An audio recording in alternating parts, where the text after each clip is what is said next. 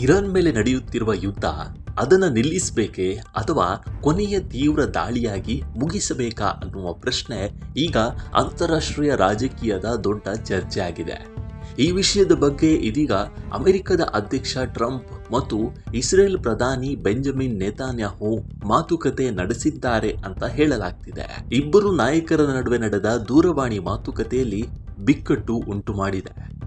ಹೌದು, ಯುಎಸ್ ಅಧ್ಯಕ್ಷ ಟ್ರಂಪ್ ಮತ್ತು ಇಸ್ರೇಲ್ ಪ್ರಧಾನಿ ನೆತನ್ಯಾಹು ಇತ್ತೀಚೆಗೆ ಇರಾನ್ ಬಗ್ಗೆ ದೂರವಾಣಿ ಸಂಭಾಷಣೆ ನಡೆಸಿದ್ದಾರಂತೆ.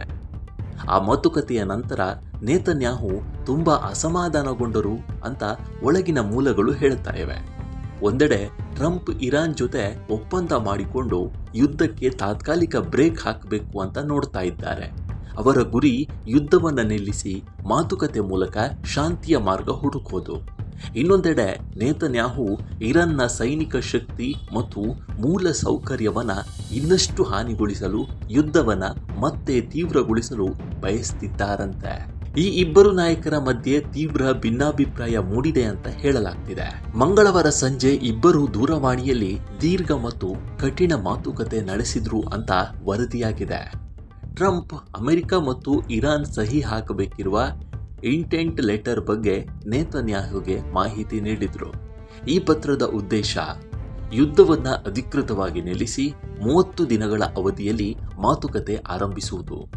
ಈ ಮಾತುಕತೆಯಲ್ಲಿ ಇರಾನ್ನ ಪರಮಾಣು ಕಾರ್ಯಕ್ರಮ, ಹಾರ್ಮುಜ್ ಜಲಸಂಧಿ ತೆರೆಯುವ ವಿಷಯ ಸೇರಿದಂತೆ ಹಲವು ಪ್ರಮುಖ ವಿಷಯಗಳು ಇರಬೇಕಾಗಿತ್ತು. ಆದರೆ ನೆತನ್ಯಾಹುಗೆ ಇದು ಒಪ್ಪಲಿಲ್ಲ. ಅವರ ದೃಷ್ಟಿಯಲ್ಲಿ ಈಗ ಯುದ್ಧ ನಿಲ್ಲಿಸೋದು ಇರಾನ್ಗೆ ಲಾಭವಾಗುತ್ತಂತೆ. ಅವರ ಸೈನಿಕ ಶಕ್ತಿ ಇನ್ನೂ ಬಲವಾಗಿಯೇ ಉಳಿಯುತ್ತೆ ಅನ್ನೋದಾಗಿದೆ. ಆಕ್ಸಿಯೋಸ್ ವರದಿಯ ಪ್ರಕಾರ ಈ ಕರೆಯ ನಂತರ ನೆತನ್ಯಾಹು ಕಳವಳಗೊಂಡಿದ್ರು ಅಂತ ಅಮೆರಿಕದ ಮೂಲಗಳು ಹೇಳಿವೆ. ಇಸ್ರೇಲ್ನ ಅಮೆರಿಕದ ರಾಯಭಾರಿ ನೆತನ್ಯಾಹು ಅವರ ಆತಂಕಗಳನ್ನು ಅಮೆರಿಕದ ಶಾಸಕರಾಗಿ ತಿಳಿಸಿದ್ದಾರೆ ಎಂಬ ಪ್ರಶ್ನೆ ಮೂಡಿದ್ರೂ ರಾಯಭಾರ ಕಚೇರಿ ಅದನ್ನು ನಿರಾಕರಿಸಿದೆ. ಈ ಮಧ್ಯೆ Qatar, Pakistan, Saudi Arabia, Turkey ಮತ್ತು ಈಜಿಪ್ಟ್ ಸೇರಿದಂತೆ ಹಲವು ದೇಶಗಳು ಮಧ್ಯವರ್ತಿಗಳಾಗಿ ಕೆಲಸ ಮಾಡುತ್ತಿವೆ. ಪಾಕಿಸ್ತಾನಿ ಪ್ರಸ್ತಾವನೆಯನ್ನು ಆಧಾರವಾಗಿಸಿಕೊಂಡು ಹೊಸ ಶಾಂತಿ ಕರಡು ತಯಾರಿಸಲಾಗ್ತಿದೆ. ಕತಾರ್ ಇತ್ತೀಚೆಗೆ ಅಮೆರಿಕ ಮತ್ತು ಇರಾನ್ಗೆ ಹೊಸ ಕರಡು ನೀಡಿದೆ. ಇದು ಸಂಪೂರ್ಣ ಹೊಸ ಯೋಜನೆ ಅಲ್ಲ. ಈಗಿರುವ ಪಾಕಿಸ್ತಾನಿ ಪ್ರಸ್ತಾವನೆಯಲ್ಲಿ ಇರುವ ಅಂತರಗಳನ್ನು ತುಂಬುವ ಪ್ರಯತ್ನ ಅಂತ ಮೂಲಗಳು ಹೇಳ್ತಿವೆ. ಕತಾರ್ ನಿಯೋಗ ಈ ವಾರ ಟೆಹರಾನ್ಗೆ ಹೋಗಿ ಇರಾನ್ ಅಧಿಕಾರಿಗಳೊಂದಿಗೆ ಈ ಕರಡಿನ ಬಗ್ಗೆ ಚರ್ಚೆ ನಡೆಸಿದೆ.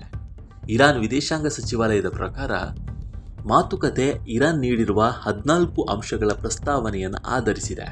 ಪಾಕಿಸ್ತಾನದ ಆಂತರಿಕ ಸಚಿವರು ಕೂಡ ಟೆಹರಾನ್ನಲ್ಲಿ ಮಧ್ಯಸ್ಥಿಕೆ ವಹಿಸುತ್ತಿದ್ದಾರೆ.